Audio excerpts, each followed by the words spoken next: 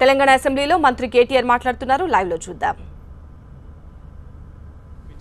వారు చేసిన వారి హయాంలో చేసిన కొన్ని కార్యక్రమాలకు వారు ఎదుర్కొంటా ఇప్పుడు అధ్యక్ష మాట్లాడితే చాలా మాట్లాడాల్సి వస్తుంది. స్కామ్ అంటే ఎవరి మీద సిబిఐ కేసులు ఉన్నాయి, ఎవరు ఎక్కడెక్కడ ఉన్నారు, ఆకాశం నుంచి పాతాళం దాకా ఎవరు స్కామ్లో ఇరుక్కున్నారు, ఎవరు ఈరోజు అధోగతి పాలైనారు, దేశం మొత్తం తెలుస్తుంది అధ్యక్ష. తెలుసు అధ్యక్ష.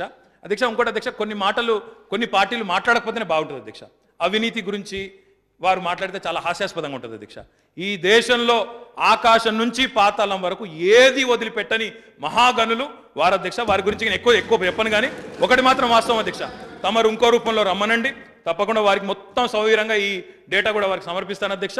చూసుకోమనండి అధ్యక్ష. ఎంతసేపు ఈ కాంట్రాక్టులు సబ్ కాంట్రాక్ట్ల ఓరియంటేషన్ నుంచి బయటకు వచ్చి ప్రజల ఓరియంటేషన్లో ఆలోచిస్తే వారి పార్టీకి ఏమన్నా కొంత లాభం జరుగుతుందో ఆలోచించుకోమని చెప్పండి అధ్యక్ష.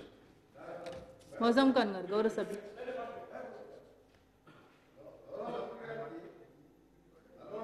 కోమటిరెడ్డి వెంకటరెడ్డి గారు, మీరు గౌరవ మంత్రి గారు ఒకసారి తెలుసుకోవాలి. 2004 నేను మా ప్రభుత్వం రాకముందు తెలుగుదేశం ప్రభుత్వంలో 12 రోజులు ఆమరణ నిరాహార దీక్ష ఫ్లోరైడ్ గురించి చేసి 2004 మా ప్రభుత్వం వచ్చిన తర్వాత దాదాపు 600 కోట్ల మొదటి ఆగస్టు 11, 2014లో రాజశేఖర రెడ్డి గారు మొట్టమొదటి పర్యటనతోనే ఫ్లోరైడ్ విలేజ్లకు శంకుస్థాపన చేపించి తర్వాత గౌరవ మంత్రివర్యులు ఆర్డబ్ల్యూ శాఖ జానారెడ్డి గారు చేసే వరకు ఇవాళ దాదాపు 75 నుంచి 80% గ్రామాలకు సాగర్ వాటర్ నల్గొండ జిల్లాకు వస్తున్నాయా లేదా మీ శాఖలో గతంలో మీరు చేసిన శాఖ ద్వారా తెలుసుకోవాలి. నా గురించి నిన్ననే చెప్పాను, సిద్దిపేట మోడల్ కాదు నల్గొండ కాన్స్టిట్యున్సీ నల్గొండ జిల్లా మోడల్ తీసుకుంటాను నిన్ననే చెప్పాను. మళ్ళీ తెలుసుకోకుండా నన్ను విమర్శిస్తున్నారు. నా కాన్స్టిట్యున్సీ కాదు, చూడండి గజ్వేల్ చూడండి, సిద్దిపేట చూడండి, నల్గొండ అసెంబ్లీ చూడండి. మోడల్గా నల్గొండ కాన్స్టిట్యున్సీ తీసుకో. నల్గొండ జిల్లాలో 80% ఇక్కడ యాదగిరి గుట్ట వరకు సాగర్ వాటర్ వస్తుంది పానగల్ నుంచి. మీరు ఇయ్యలే మా ప్రభుత్వంలో అంటే వాళ్ళు విమర్శించవచ్చా కాంగ్రెస్ పార్టీ దేశం మొత్తం అంటే ఏది అధ్యక్ష ఇది? అంటే ఒకరి మీద ఒకరు విమర్శలు అంటే విమర్శ మేము ఒకటే డిమాండ్స్ అడగాలి, వాళ్ళకి కాంగ్రెస్ తిట్టుకుంటూ పోతారు. కాంట్రాక్టర్ ఎవరికి అధ్యక్ష 10 సంవత్సరాలు చెప్పు ఎవరొద్దంటారు మేమని? ప్రభుత్వం నీది ఉంది, రికార్డ్స్ ఉన్నాయి, అన్నిటికీ ఎంక్వైరీ అయ్యి అవి కూడా తీసుకొచ్చి హౌస్ కమిటీ మా డిమాండ్ హౌస్ కమిటీ ఇప్పుడు వదిలిపెట్టే ప్రసక్తే లేదు. మీరు వదిలిపెట్టండి, నేను వదిలిపెట్టేది. ఇప్పటికే విజిలెన్స్ రాశాను, సెంట్రల్ విజిలెన్స్ తో పాటు సిబిఐ దగ్గరికి వెళ్తాం, కేంద్ర ప్రభుత్వం దగ్గరికి వెళ్తాం. అధ్యక్ష నేను చెప్పేది ఆశామాషిగా చెప్తలేను, నేను విత్ సాక్ష్యాధారాలు దగ్గరికి చెప్తున్నాను. అంత వేగ్గా మాట్లాడి ఒక రెస్పాన్సిబుల్ మినిస్టరు ఒక ఎడ్యుకేటెడ్ ఇట్లా మాట్లాడదాం అనుకోలేదు అధ్యక్ష. సారీ అండి, నిజంగా ఇంత దోపిడీ జరుగుతుంటే ప్రాజెక్ట్ అవే చెప్పాను, ప్రాజెక్ట్ వైదు పర్సెంటేజ్ సబ్ కాంట్రాక్ట్ అగ్రిమెంట్. గౌరవ సభ్యులు మౌజం ఖాన్ గారు, గౌరవ సభ్యులు మౌజం ఖాన్ గారు, గౌరవ సభ్యులు మౌజం ఖాన్ గారు, మౌజం ఖాన్ గారు.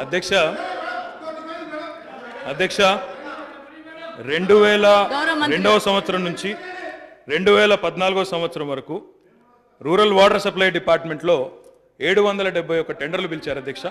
మొత్తం ఎస్టిమేటెడ్ కాంట్రాక్ట్ వాల్యూ 6,425 కోట్ల 40 లక్షల అధ్యక్ష.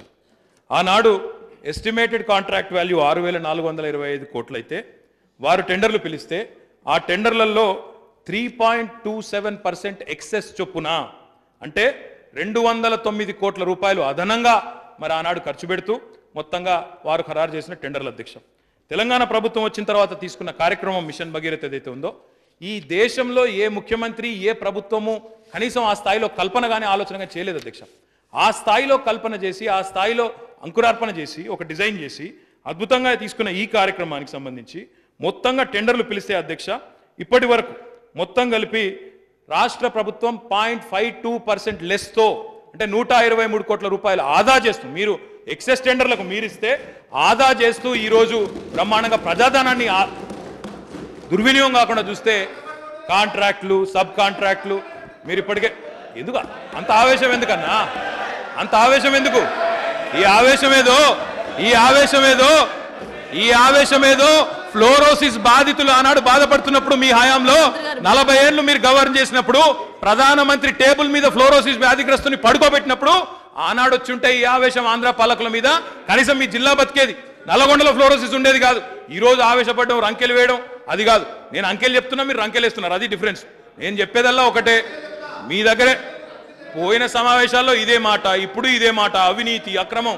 దయచేసి నేను కోరేది అధ్యక్ష ఒకటే, వారి దగ్గర ఏమైనా ఆధారాలు ఉంటే ఆధార సహితంగా సమర్పించమనండి, తమరు నిర్ణయం తీసుకోండి అధ్యక్ష. లేదంటే ఇప్పటికే సివిసికి రాసినా ఇంకోరికి రాసినా అన్నారు, మాకేం అభ్యంతరం లేదు అధ్యక్ష.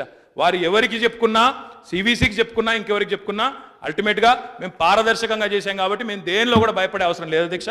మేము మళ్ళీ చెప్తా ఉన్నాను, మేమేమో నీళ్లు తాగించే కమిట్మెంట్లో ఉన్నాం. వారికి నీళ్లు తాగిస్తాం, ప్రజలకు నీళ్లు తాగిస్తాం అధ్యక్ష తప్పకుండా. కానీ వారేమో కాంట్రాక్ట్లు, సబ్ కాంట్రాక్ట్లు, వీనికి రాలేదు, వాళ్ళకి రాలేదు, మాకు ఆ ఓరియంటేషన్ లేదండి. తప్పకుండా మేము ప్రజల ఓరియంటేషన్లో ముందుకు పోతా ఉన్నాం. ప్రజలే కేంద్ర బిందువుగా, ప్రజల సమస్యల ఇతివృత్తంగా ముందుకు పోతున్నాం. తప్పకుండా అనుకున్న విధంగా మిషన్ భగీరథ వారు ఎన్ని ఆటంకాలు కల్పించినా, ఒకవైపు ఇరిగేషన్ ప్రాజెక్టులకు నిన్నే మంత్రి గారు చెప్పారు, ఎన్నెన్ని కేసులు స్వయంగా జీవన్ రెడ్డి గారు ఒప్పుకున్నారు, చనిపోయిన వాళ్ళ వేలుముద్రలు కూడా పెట్టేసినామని చెప్పారు. కాబట్టి ఆ రకంగా 1-2 కాదు అధ్యక్ష, ఇటు తాగునీరు ఇవ్వనివ్వరు, సాగునీరు ఇవ్వనివ్వరు, అమ్మ పెట్టదు అడుక్కు తిననీయదు అన్నట్టు వారు 40 ఏళ్ళు 50 ఏళ్ళు పరిపాలించినా ఏమీ చేయలేదు. ఇప్పుడు తెలంగాణ ప్రభుత్వం చేస్తే అడ్డం పడతారు. కాబట్టి ఈ రకమైన కార్యక్రమాలు మానేసి ప్రజా ఓరియంటేషన్లో ఆలోచించి దయచేసి ప్రజల కోణంలో మీరు సహకరించాలని కోరుతా ఉన్నా అధ్యక్ష. జాఫర్ హుస్సేన్ గారు, గౌరవ సభ్యులు జాఫర్ హుస్సేన్, మీరు